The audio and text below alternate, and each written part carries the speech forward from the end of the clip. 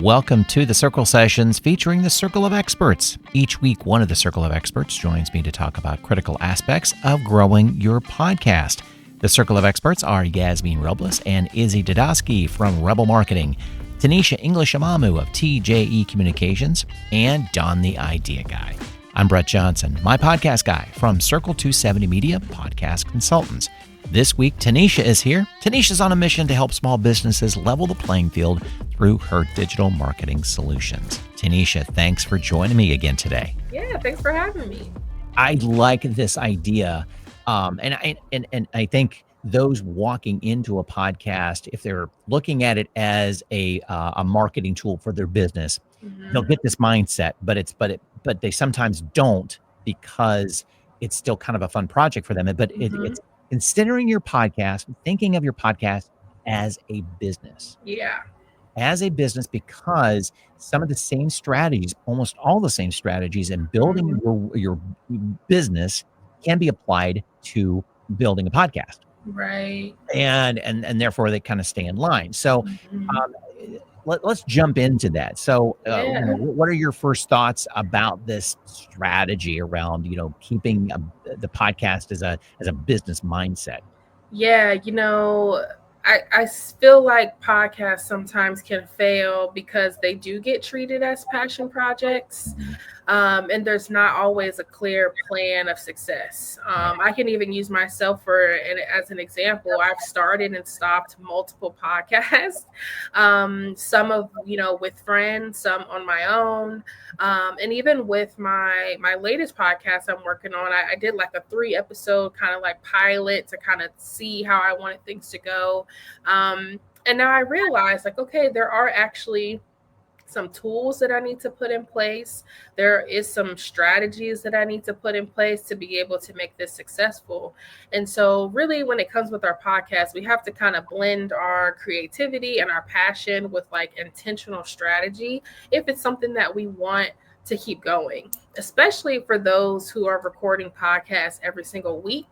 You definitely have to have a game plan for not only just getting everybody on the same schedule to get into the studio, but then from there you have to think about, okay, who's going to edit this, who's going to create the description, who's going to put that out. And if you're a one-man band, then there's a lot of things that you have to think about when you're going into, starting your own podcast. Right. And then, aligning that with the thought process of building a business. Okay. So when you are an entrepreneur or building a business, whatever the case might be, you need somebody to take care of the books, the accounting piece. Okay. You're not going to do that. Same thing as editing. Okay. We'll put that in the bucket of editing. Exactly. And promotion. Okay. You own a business, but you really don't know much about marketing. Okay. You outsource marketing. Yeah. Thing with your podcast. Okay, of the podcast, who's handling the marketing? How is this going to be marketed? That sort of thing. So examples right there. The logistics, like you said, of scheduling everybody in the same place to record. Well, that's your place of business. Do you have a location, or are you working out of a co-working space or whatever? Exactly. There are a lot of analogies here. Like, okay. This is the same trajectory as building a business is putting a podcast together. And one of the more successful tools that I work with podcasters that they utilize from me is a strat plan. It's literally laying out what are you going to do over the next 12 months or whatever your season is. It's not putting you in a walled situation like you must do this. No, what is your season, but what are you going to do within that season? How are you going to accomplish those every other week episodes or once a month or whatever your strategy is of producing and publishing? How are you going to get there? And that's just a piece of it, along with the format and the genre. And if it's going to be follow, but if you don't map it out like you would a business success plan, at least you're giving yourself the incentive to succeed, the incentive to, okay, if I fail, it's because I didn't follow the plan. Right. And I think the logistics is the first thing that we should be thinking about, but we often think about the content first. But the content can't go out into the world without the logistics being in place. Yeah. And so, I have a client where their podcast was virtual, but they are trying to get this in-person aspect going. And I've reached out to you about it. Like we've been, reaching out to different places and trying to get an idea. And we had, multiple people helping us. But when people don't have a clear like role, then that's when things can start to get messy or things are not getting done how they should get done. So Yeah. it's really important if you're going to have multiple people working on your podcast that everybody is on the same page about what that game plan is for the next 12 months, 6 months, whatever. Yeah. And it's also, with a group of people really designating who does what.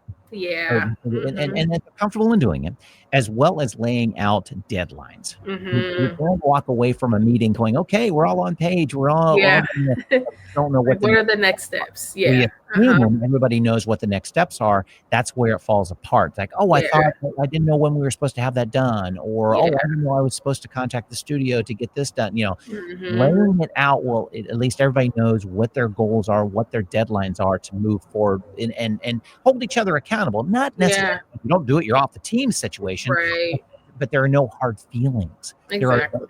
And also looking at from the aspect of, okay, is this a project you can do?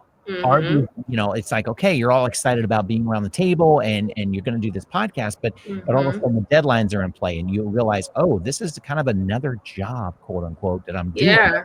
If you're not on board, that'll soon be evident. Yeah. And things will start to fall apart. So you got to be honest with each other. And that's a lot of the conversation I have with podcasters too at the beginning is be honest with your time. Do you have the time to do this? And it's not unique to podcasting. It's unique to any content creation you're doing, video, blogs, networking, whatever it might be to grow your business. You need to be honest about the time you're going to dedicate and honest to your team members as well too. Exactly. Because the last thing you want to do is have someone on the team who's putting in a ton of work to create the outline for a podcast, and then there's no studio booked. or you spend all this time, recording all these episodes, and then you're like me where they're all sitting in a Google Drive and they haven't been edited yet. So you have to think about, everything with your podcast from start to finish to getting those things complete so that they can go out there. And another thing I think we don't think about deeply enough as well is really defining like what is our niche with our podcast. What is going to make this podcast different from others? As y'all know, I love true crime. And so it's like, what about a true crime podcast is going to stand out to me to make me stop and listen to not just one episode, but then also becoming a subscriber and becoming a loyal fan like I am to Payne Lindsay and Tenderfoot TV, which I've talked about so many times, right? They're paying you now, right? They should be. I mean, come on, right? So, it's like, what is going to make your podcast something that people want to listen to? So, like with us, for example, I think what makes the circle sessions unique is that you're not just hearing, me and Brett talk every single time. There are multiple people who are a part of this podcast who share their perspective and their expertise. Ultimately, we're talking about the topic of podcasting, but we're talking about it from different angles and different perspectives, different ideas. And so that's what makes this different than, maybe just a regular business podcast where it's just the same host or the same two co-hosts every single week. And so thinking about how you can get your podcast to stand out from others. And I think once you really have a clear understanding of whatever your mission or your niche is with your podcast, I think from there you're able to get more creative and be able to create the type of content, not even just within the podcast, but the marketing for the podcast to make you stand out, just as you would with the business, right? I mean, I offer marketing services, so does Yasmin. But the way that we go about our businesses or like marketing and promotion are very different.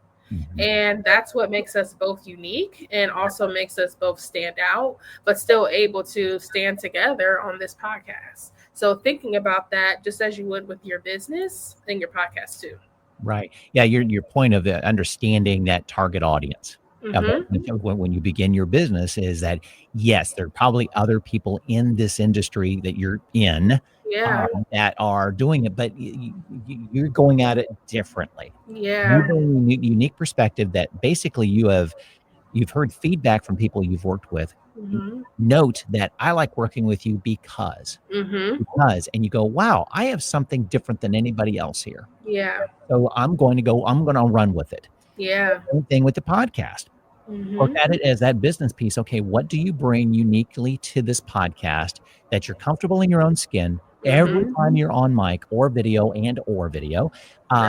that you're having a great time with it. You're just Mm-hmm. filling brain power Mm-hmm. onto a podcast or a video cast, Yeah. and you can't wait till the next time you're able to talk about stuff you're excited about. Yeah, and I would encourage the listeners to study podcasts that aren't even related to your topic, Mhm. and think about. I mean, go through your own Spotify or Apple or Google and see what podcasts are you subscribed to, and why. Write out like the pros and the cons of the podcast. Like, what are things that you like about it? What are things that, if it were up to you, maybe you would do differently? And think about how that could be applicable to your own podcast. There probably are things about the podcast that you already listen to that you may be able to find a way to fit into what you're doing, even if it's not related at all. Right. You know, thinking about a transformative podcast, Serial, right? Mhm. What made Serial so unique was one, it was like one of the first of its kind. But then also, that entire podcast was dedicated to this one thing. Now, can that be dangerous? Sure, because I think when they started season 2, people were not interested. They were interested in this one story. So then you look at Payne Lindsay from Tenderfoot TV, who also started his podcast focused on this one thing. And instead of just staying in that type of podcast, when he wanted to do another story, he started a new podcast Mhm. and people followed him there. Mhm. And then people still went back to the old one because they hadn't heard it before.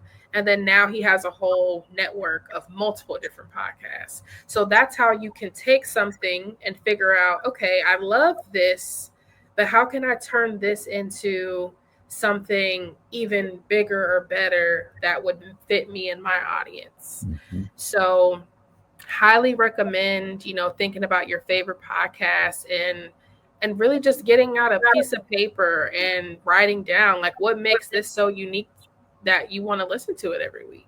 Right, that you can't wait for the next episode. Yeah. You carve out time to actually listen to it. What Right. all is it the storytelling? Is it just how the co-hosts interact or the person Mm-hmm. interacts? And it's not to emulate, but it's that understand, okay, that's what attracts me, and that Right. sure it's the same kind of audience that he has or she has that I Right. would want, Mm-hmm. but also match your personality to it. And again, this all Yeah. goes back to this is why, as an entrepreneur or a business owner, you do this as well too. It's an extension Yeah. of who you are, what you know best. It's natural to you. Mm-hmm. Don't do something that's not natural to you. Right. Right. And if it's one of those, I want to, and I've had a couple of clients that have looked at a podcast as uh, uh, skill building for them. They wanted to Mm-hmm. master speaking better. They were already Mm. good, but they just Yeah. felt like, you know what? I need this microphone to even be better. I want to Yeah. hone in these skills that I can create 20-minute pieces Mm-hmm. and really more of that, if nothing else, solidify my thoughts in 20 minutes rather than just rambling on. So they use Yeah. this as a platform to do that and to just almost every time they were on the mic, they were coming up with these ideas and they wanted to kind of Mm-hmm. spill it out, and they used the podcast to create more and more about around what they're doing. Yeah. And then it ended. for them. Yeah. And they said, you know what, I have nothing else to say, so why should I continue? And I Mhm. nodded my head going, you're right. And Yeah. you did what you're supposed to do. So such a flexible platform to do what you want to do with. Definitely. And again, looking at it from the aspect of how did you build your business? There are some principles of building a business that go along with creating a podcast as well too. And use those strategies Definitely. you've already used. Yeah. And looking at, thinking about my own business, my business coach recommended, because I was kind of getting to a point where I was kind of tapped out with clients and client meetings and really wanted to pivot to kind of not always have to be the only person around for a client to feel comfortable. And so one thing that he recommended, it was to update my website so that it wasn't just my face. And so I added some of the contractors that I work with. They were a part of the next photo shoot so that when they go out for client events to get content, and if it's not me, it's still somebody that's a familiar face because they're used to seeing my team out and around. And that made me think about, as you were talking, the New York Times podcast we talked about before called The Daily. And initially, when I started listening to The Daily, it was hosted by a journalist named Michael Barboa. And then when he went on paternity leave, they started introducing new people. And at first, I don't want to hear anybody else. I want to hear Michael. But over time, you start to hear these people more and more and more. Then they start adding in a few more people. And then they did an episode maybe a couple months ago where it was Michael and like 2 or 3 of the new co-hosts all doing an episode together. So now when the episode starts, when I hear Michael, I am like, ooh, it's Michael today. But when I hear other people, I'm like, oh, okay, cool. Like I'm comfortable with this person because I've heard them do their storytelling before and I'm okay with them. And so that's another example of how, in our businesses, for me, I was trying to pivot as a business owner to be able to focus on working on the business and not always in the business. So I had to do some things to pivot. Same with The Daily. Michael was doing this podcast every single day at like 4:00 in the morning to get it out by 6 a.m. That's not going to be sustainable for a podcast that comes out Monday through Friday every single day. And so how do you pivot? Even thinking about the podcasters that may be listening now, if you are a one-person host, can you slowly start to introduce other thought leaders, other people on your team, maybe your clients? And that way you don't have to necessarily own everything. So then you can treat this like a business and focus on the development and building up the podcast. And maybe you're not the person that's always the person that people hear every single episode. Right. Yeah, that's a nice transition from, being you may start out as a solo episode and all of a sudden it's like, okay, this is a lot of work to be a solo episode. I need to bring in guests. Well, there's another strategy to guests in regards to, okay, why do you want to bring in guests and who are they? But you're right, to that end, yes, it's a nice reprieve having to be on all the time, but that's a whole different strategy and it works really, really well. It just comes down to why do you want to, and then who are you going to target to be on your podcast that that your listeners won't be tuning out because like, oh, I just want to hear you talk. Yeah. But you're laying the groundwork going, I need you to hear from this person. Exactly. He or she has influenced me. And if you like what I bring to the table, you're going to love what they bring to the table. Exactly. So those sorts of things can really work for you as a podcaster, just like you said, building a business, bringing additional resources in that, yes, you're still the face of it. You're still the face of your business. You're still the face of your podcast, but you're expanding to make it work for you. And all businesses evolve. All podcasts evolve. Yeah. You allow it to happen because those opportunities help growth. Exactly. They really do. They really, really do. Exactly. I think, looking at, as we're talking about here, looking at as a podcast as a business and using the same strategies is really, really smart. But I also know that we don't work in a vacuum, that we need to bounce ideas off of each other. And I Yeah. think, this is what at the point in the show where we talk about how do we get a hold of each other. Yeah. We're both independent contractors. We're both owning our own business, that sort of thing. We're entrepreneurs. I think, anyone listening to this podcast can use this as a resource too about, okay, how did you build your business as a podcast consultant? How did you build a business as a marketing consultant? Right. All the different things that you're doing, and how does that play into a podcast or podcasts that you have been a part of? How can they get a hold of you to talk a little bit more about this aspect? Yes. You can go to my website, www.tjecommunications.com. I offer free consultations, so we can definitely talk through these ideas. And even I always love sharing my entrepreneurial journey and how I got to this point. So always loved to share that. So please don't hesitate to schedule some time to chat if you're interested. Yeah. Same with me. You can go to mypodcastguy.com, set up a time, or, actually go to LinkedIn, find me. I've got links, that sort of thing. That's a great way to do it too. DM me and we'll set up a time. That may be a little bit easier than scheduling a time just because it's the same thing ultimately, but it's that I'd love to connect with you on LinkedIn as well. That's my, my main platform. Doing business and talking to people and that sort of thing, but that's an easy way to do it as well too. So but I think this is a fun conversation to have with other people, and I think it's that as podcasters, as entrepreneurs, we think we're alone, but we're not. Right. And I think there's a lot of shared journey that we can talk about to help people get to where they want to be faster by just knowing that you're not alone. Right. Exactly. By just reaching out. So thanks for joining me again, Tonnisha. Yeah. Anytime.